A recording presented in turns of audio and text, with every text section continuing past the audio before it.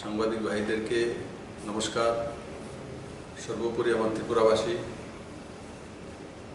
माननीय प्रधानमंत्री श्री नरेंद्र भाई मोदी जी अनलक 2 एक ऐतिहासिक सिद्धांत निয়েছেন। সেই সিদ্ধান্ত निश्चित त्रिपुरार एक बड़ अंशेर मानुष যারা অন্তোদয়, যারা प्रायोरिटी हाउसहोल्ड, যারা बीपीएल, তাদের এই বড় অংশের লোক যারা রয়েছে বিশেষভাবে উপকৃত হবেন।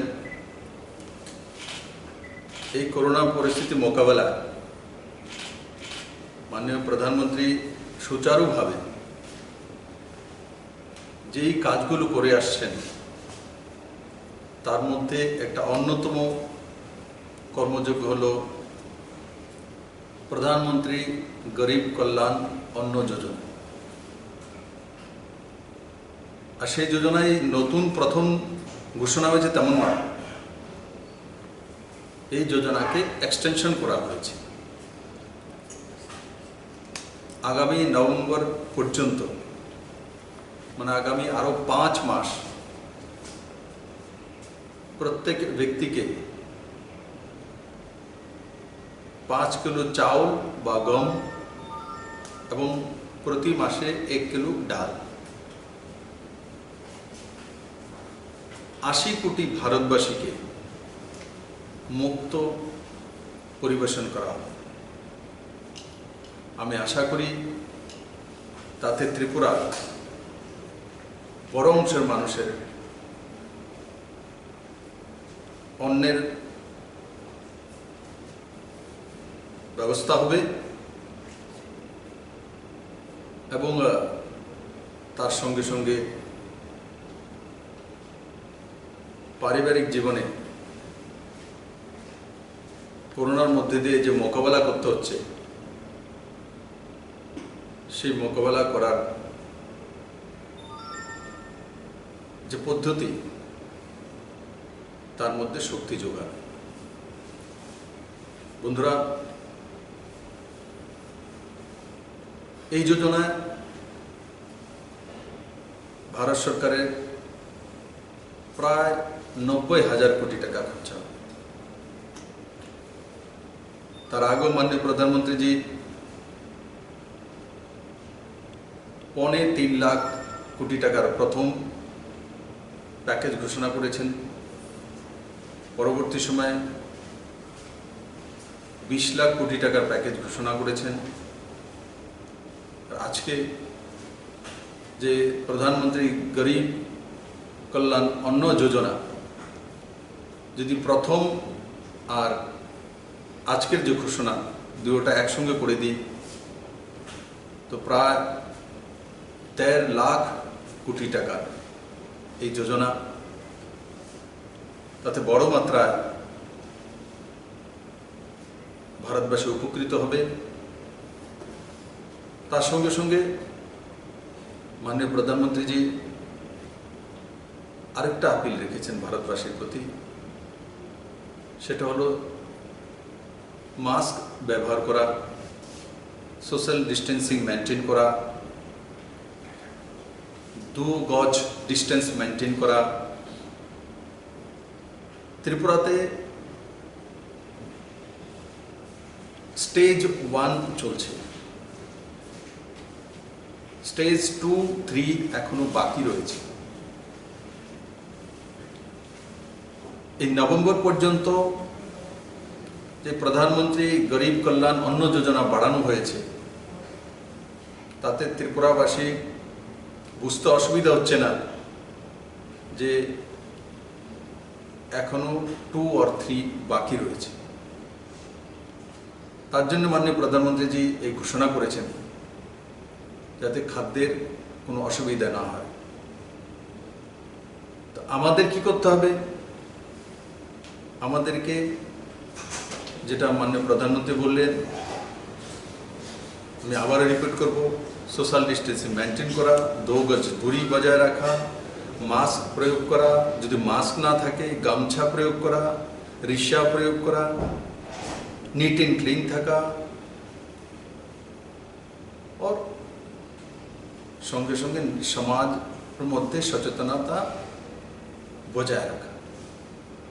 আমি আজকাল লক্ষ্য করেছি যে ত্রিপুরাতে মাস্ক না পরার পর জরিমানা রয়েছে 100 টাকা, দ্বিতীয়বার যদি হয় তো 200 টাকা।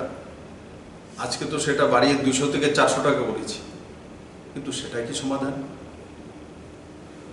জাগরুকতা হচ্ছে সমাধান। কোনো মতে ভাবা উচিত না যে ত্রিপুরাতে করোনার প্রকোপ শেষ হয়ে গেছে, বরং যারা বাইরে থেকে এসে ট্রাভেল হিস্ট্রি রয়েছে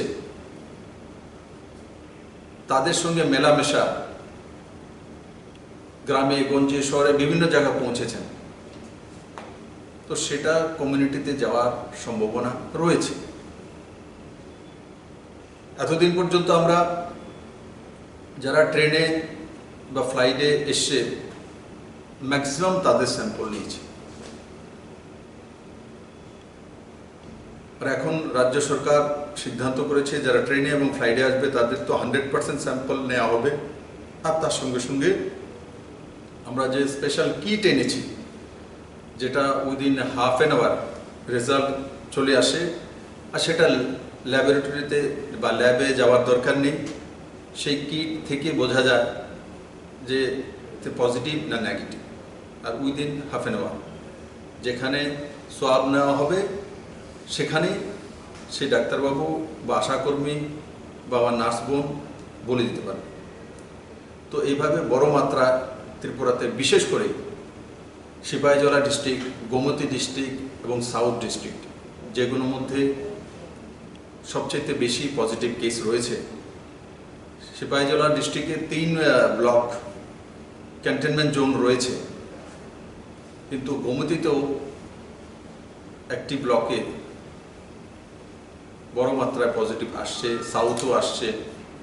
তো সেগুলোকেও সরকার সেই দিশাতে নিয়ে প্রশাসনিক কার্যবাহী করবে। আমি সমস্ত ত্রিপুরাবাসীকে করজোড়ে নিবেদন করব যে আপনারা জাগরুক থাকুন। লকডাউন 1 যে 24 তারিখ থেকে শুরু হয়েছিল পুরো ভারতবর্ষ ব্যাপী, আর ত্রিপুরাতে 23 তারিখ থেকে শুরু হয়েছিল, 23 মার্চ থেকে। তো আমি আশা করি যে 23 মার্চে যে ভূমিকা আমরা নিয়েছিলাম, 23 মার্চে আমাদের মধ্যে যে মানসিকতা ছিল, ঠিক সেই মানসিকতা তৈরি করা, না হলে ত্রিপুরার লোকসান হবে। বন্ধুরা, আমরা কাজ করব, ত্রিপুরাকে এগিয়ে নিয়ে যাব। গোমতী নদীতেও ছোট জাহাজ আসবে, করোনার মধ্যে দিয়ে চলে আসবে। আমাদের নওজওয়ানদের জন্য, ছোট দোকানির জন্য 1 থেকে 1.5 লাখ দোকানি যারা রয়েছেন তাদের জন্য নতুন স্কিমও সরকার ঘোষণা করেছে। স্বনির্ভর পরিবারও আমরা তৈরি করব, তার জন্য নতুন স্কিম ত্রিপুরা সরকার তৈরি করছে। আর তার মাঝখানেও সরকারি চাকরি বাকরির যাই সুযোগ সুবিধা করতে পারছি আমরা, তা করার চেষ্টা করছে রাজ্য সরকার। আমি জানি ত্রিপুরার বড় একটা অংশের মানুষের আজকাল রোজগার কম হয়ে গেছে বা রোজগারহীন হয়ে গেছেন। আমি আপনাদের সবার সহযোগিতা চাই। নিশ্চিত আপনাদের যে ভবিষ্যৎ যখন নরেন্দ্র ভাই মোদির হাতে রয়েছে, তো ভয় পাওয়ার কোনো কিছু নেই, জিত নিশ্চিত হবে। আর ত্রিপুরা তো আপনাদের আশীর্বাদ রয়েছে, তো নিশ্চিত আপনাদের জিত হবে। করোনাকে হারিয়ে আমরা ত্রিপুরাকে এগিয়ে নিয়ে যাব, আমাদের ভবিষ্যৎকেও মজবুত করব এবং মডেল ত্রিপুরার যে স্বপ্ন, অনেক হয়তো এই করোনা দেখার পরে ভয় পেয়ে গেছে, আরে 3 বছরের মধ্যে মডেল ত্রিপুরা বলেছেন মুখ্যমন্ত্রী, আসলে কি করতে পারবেন? করোনা 3 বছর, আমি তার জন্য এক্সটেনশন চাইব না। আপনাদের কাছে যে আমাকে 6 মাসের এক্সটেনশন করে দিন, আমি মডেল ত্রিপুরার কথা বলেছিলাম। আমি ঠিক 3 মাসেই 3 বছরেই আপনাদের সামনে মডেল ত্রিপুরা পুরো রূপরেখা তুলে ধরব। ত্রিপুরা এক পাও পেছনে যাবে না। হয়তো রোজগারের ক্ষেত্রে আমাদের একটু রোজগার কম হতে পারে, কিন্তু মাননীয় প্রধানমন্ত্রীর উপর আমার পুরো ভরসা যে ত্রিপুরাকে উনি সাহায্য করবেন এবং ত্রিপুরা তার নির্দিষ্ট সময়সীমার মধ্যে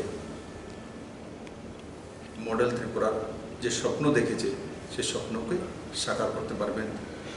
আমি আবারও সবাইকে আহ্বান করব, সুস্থ থাকুন, ভালো থাকুন, সাবধানে থাকুন, সোশ্যাল ডিস্টেন্সিং মেনটেন করুন, 2 গজ ডিস্টেন্স মেনটেন করুন, মাস্ক পরুন, গামছা পরুন, কিন্তু সাবধানে থাকুন।